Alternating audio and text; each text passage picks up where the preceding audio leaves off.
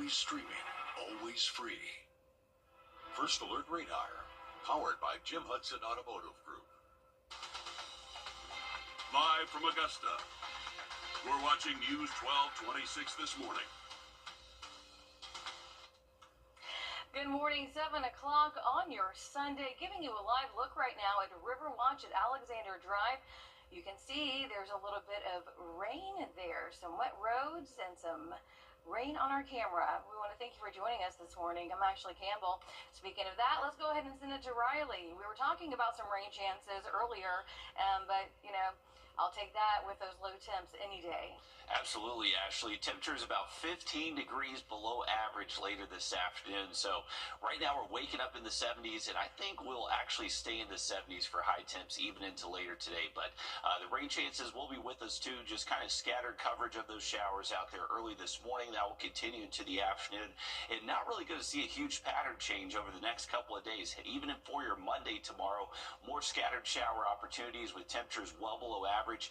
By Tuesday, it's still looking wet at times, but it does look like our afternoon high temp should at least hit the mid-80s by Tuesday, which is still about 10 degrees below average for this time of year. Just even cooler out there for today and tomorrow over the next 7 days. To Orangeburg, where an autopsy is scheduled for tomorrow after a person died after a shooting. The coroner says 21-year-old Alexander Bloodworth was shot Thursday on Navy Drive. He was pronounced dead at the scene. Staying in Orangeburg County, where South Carolina Highway Patrol is investigating a deadly accident on US 301 near LaChance Drive. The coroner says 34-year-old Frederick McClatchy died from blunt force injuries after a crash that happened yesterday morning. Troopers say that the Chevy SUV ran off the road, hit a tree, and then flipped. And one person is dead after a crash in Bamberg County. South Carolina Highway Patrol says a Dodge Challenger was on US 78 against Branch Road when it ran off the road and hit a tree yesterday afternoon. Troopers say that the driver was the only person in that vehicle and died from their injuries. Back to school time now. With students returning to the classroom, there is a need for tutors. Rise Augusta tells us that they do not have enough tutors to meet the needs of students. As your Sydney Palmer reports, this already comes at a time when local reading scores are low. That's right. I spoke with a Rise Augusta tutor today who says the low literacy rates are not because kids can't read, but because of disadvantages they may face. And she sees students who could be anywhere from 1 to 2 grade levels behind, but says that having a tutor who's invested in their success could change their trajectory. Every kid deserves someone in their corner. They're trying to do something. They're coming here. For Rise Augusta tutor Jenny Landrum, it was her grandmother. But my grandmother had taught me forever. And she was that person that fostered that love for reading and learning. I wish everybody could have that. And she works every day to ensure her students do too. I've been there to see light bulbs come on when they start reading a whole sentence, and you go, they got it, they go, whoo, you know, and they're more excited than I am. But with tutoring shortages, those moments may become few and far between. We have to have the volunteers, because if we don't have a volunteer, who's going to tutor that child? Lori Cook, executive director at Rise Augusta, says that out of the schools they service, only 25% of students read at grade level. And with a 100-student waiting list for after-school tutoring, she says this gap will only get wider. Education is the path out of poverty. If you don't learn how to read, what is your future going to look like? And at Rise, they are trying to fill those gaps one child at a time.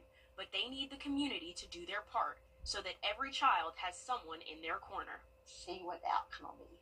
See a student reading and a smile on their face because they got it. In Augusta, Sydney Palmer on your side.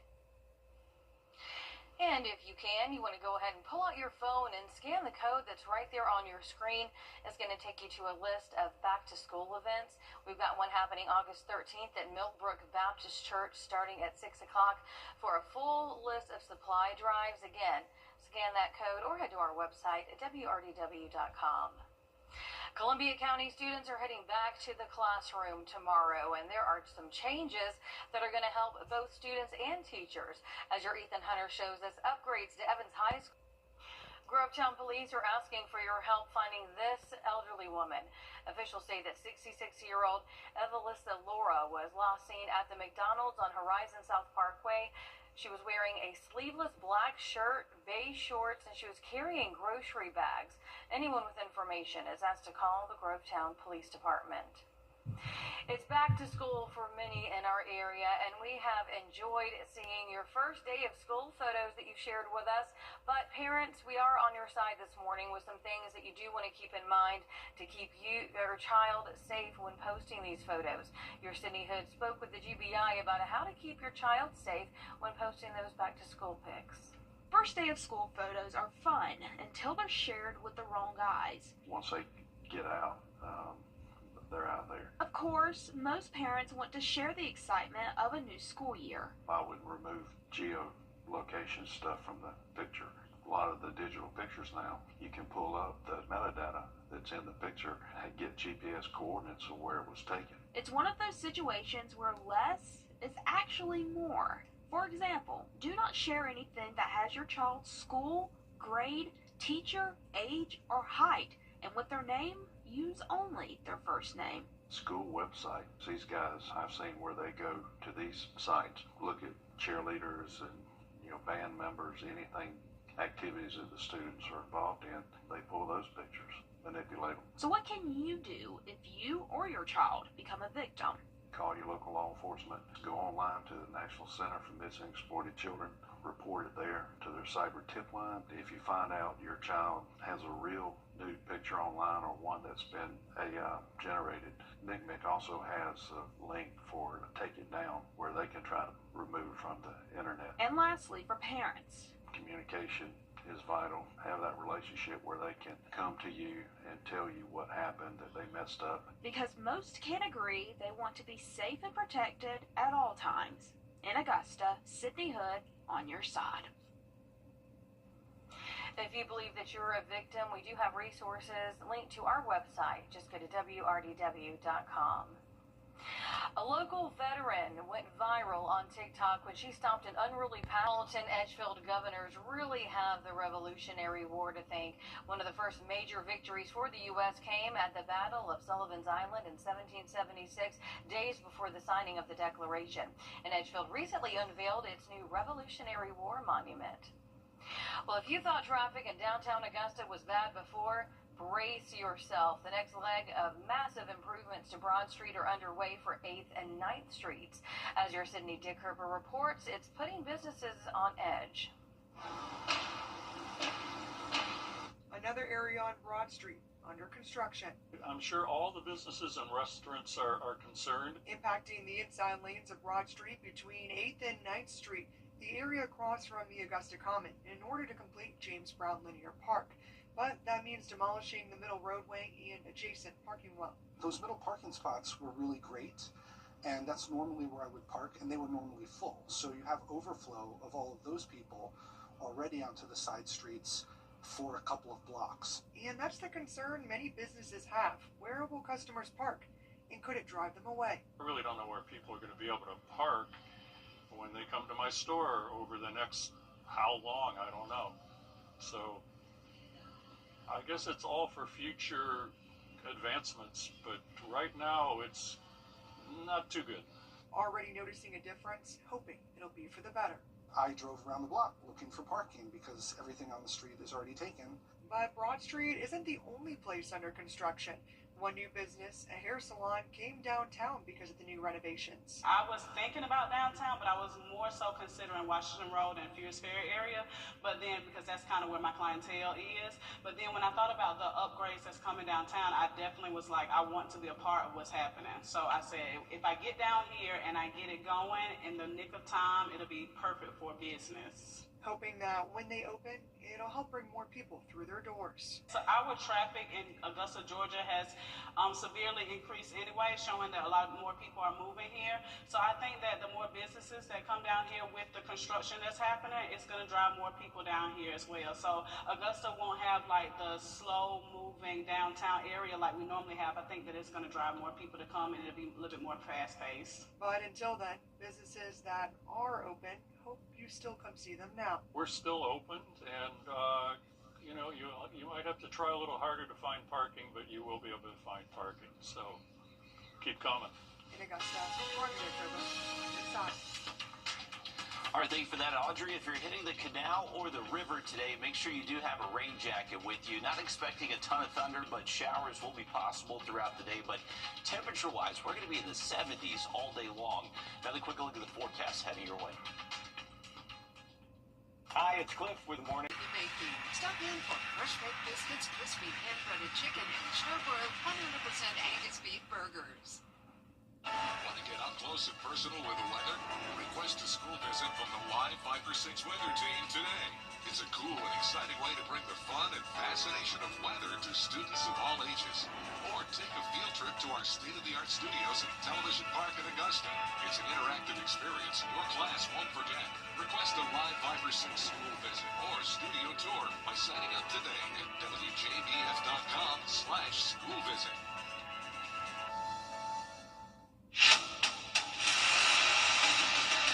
Your most watched local news is getting a big plus. WJBF 6 Plus is built for the way you want. The CFRA's trusted news source, now on demand. 5 by 6 weather when it matters most. Stream it anytime, anywhere. Plus, it's totally free. No subscription required. WJBF 6 Plus is ready when you are. Download it free today on your favorite streaming device. A law that went into effect the 1st of July says South Carolina public schools must adopt a seizure training program to support students with epilepsy and seizures. Caroline Yaffa tells us about the law. A new law that recently took effect will help teachers react and respond to seizures. A local mom told me this is exactly what her family needed. That training is really essential to having a calm transition in a very scary. If you've never seen a seizure, seizures are very scary. People are very much afraid that something very bad is happening at that moment. Sharon Paith is a teacher in South Carolina, and her daughter Megan has had several seizures in school. People will be more matter of fact about it and less, like I said, panicked, and they will be calmer. And that calm is what we all need when things get a little crazy. You're nervous about, as a parent, you're nervous as a teacher. She says it's crucial for Megan's safety and other students like her to have the comfort that teachers know what to do. They talk a lot about now how teachers can help students feel confident in a classroom setting. When Megan was little, she didn't have that. We had a lovely community and everybody was very supportive, but people didn't necessarily feel trained. And that's what this will do. The law says that every school in South Carolina has to offer seizure training to staff. The goal is to make sure everyone knows how to spot a seizure and respond safely. This can be life-saving training, and knowing what to do. The statistic of 1 in 26 people will be diagnosed with epilepsy. And if you think about that, that's about the average class size. As a parent, you want to protect your child, of course. So this allows people to feel more confident in the education system. This law has bipartisan support. The legislation has passed unanimously in both chambers except for Senate Majority Leader Shane Massey. We reached out to Massey, but he declined to comment. In Columbia, I'm Caroline Yaffa. Coming up, the West Michigan Wildcats began their first day of practice with full pads. Hear from the head coach and one senior after the break. Do you know what time it is? 800-316-7968. Call now.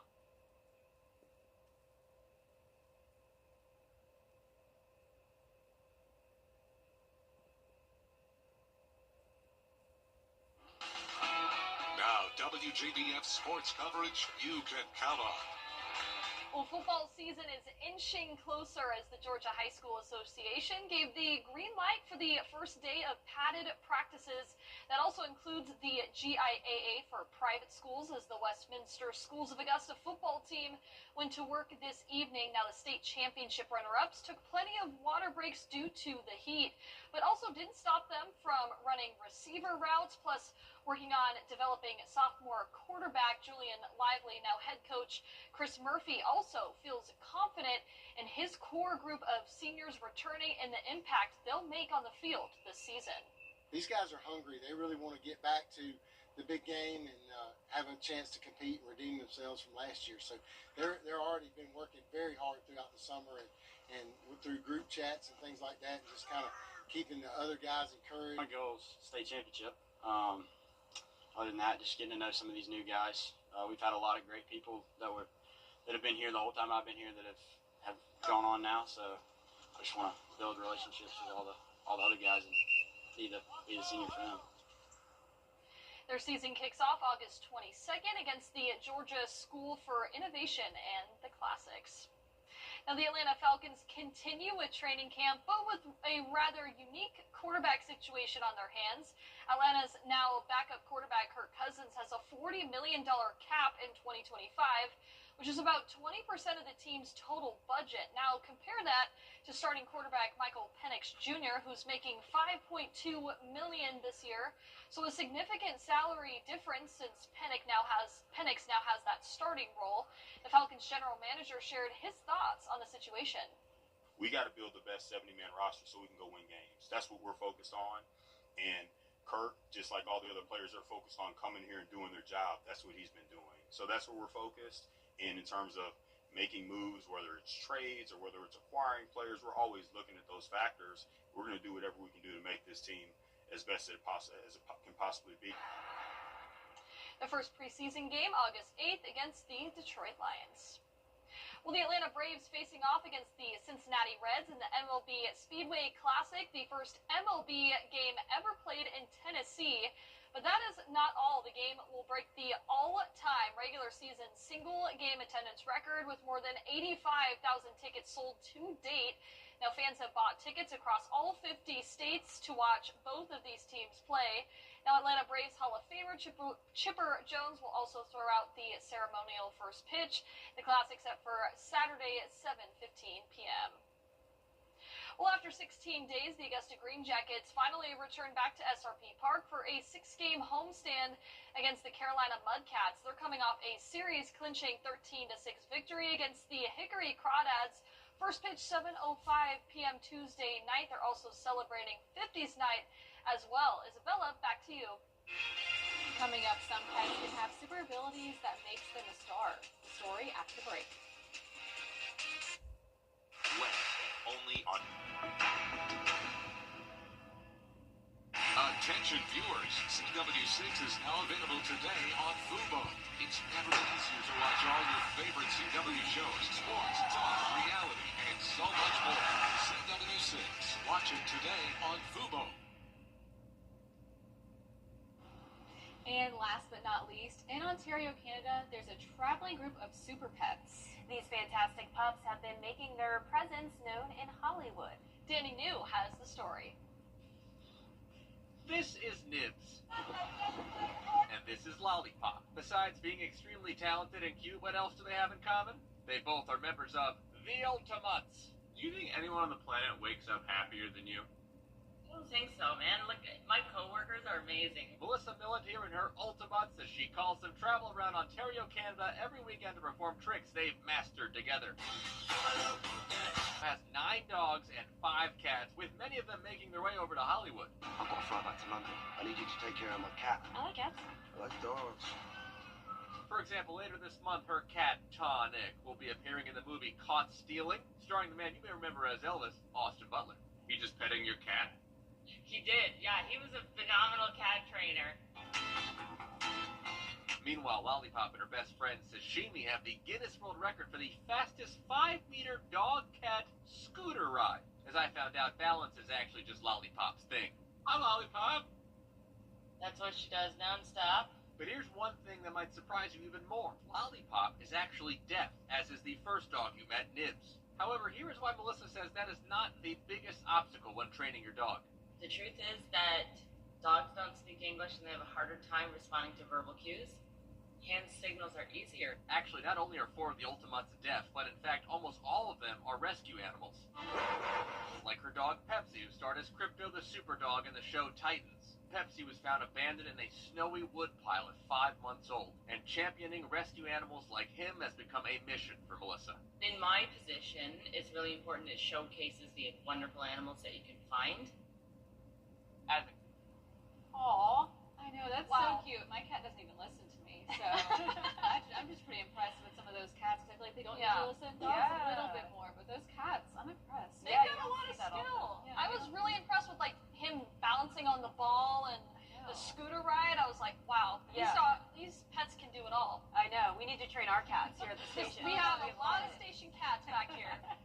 Yeah, we'll have to work on that. Yeah. Well, our 10-day forecast is showing another round of heat tomorrow, a high of 97, but then we're going more so into the mid-90s for the rest of the work week. Rain chances are sticking around each day.